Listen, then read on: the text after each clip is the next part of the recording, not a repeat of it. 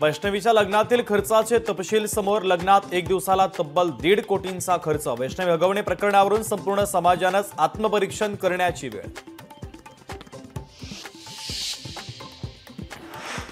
वैष्णवी हगवणे आत्महत्येच्या प्रकरणी धक्कादायक माहिती समोर। मृत्यूच्या दिवशी देखील वैष्णवीला मारहाण।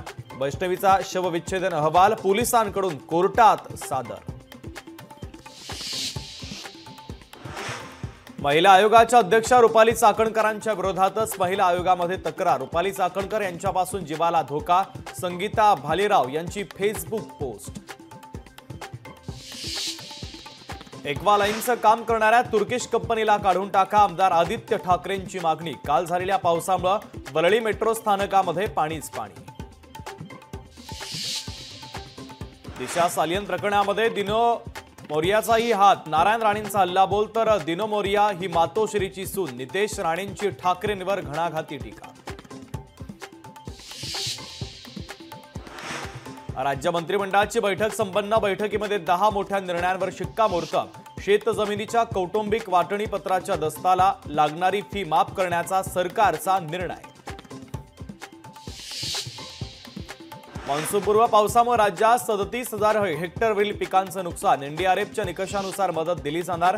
कॅबिनेटच्या बैठकीनंतर मदत आणि पुनर्वसन मंत्री मकरंद पाटलांचं वक्तव्य।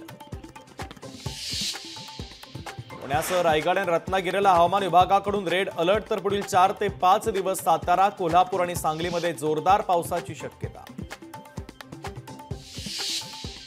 वाहून जाणारा कांदा वाचवण्यासाठी चिमुरडीची धडपड। बीडच्या शेतकऱ्याला मिलिंद नार्वेकर यांच्याकडून 1 लाखांची मदत। लोकशाही मराठीच्या बातमीचा इम्पॅक्ट।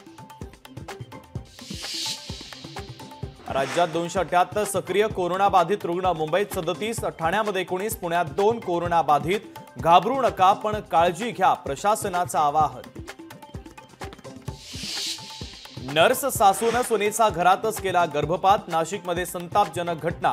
आंतरजातीय प्रेम विवाह केल्यानं सासू आणि नणंदेकडून पीडितेला जातीवाचक शिवीगाळ।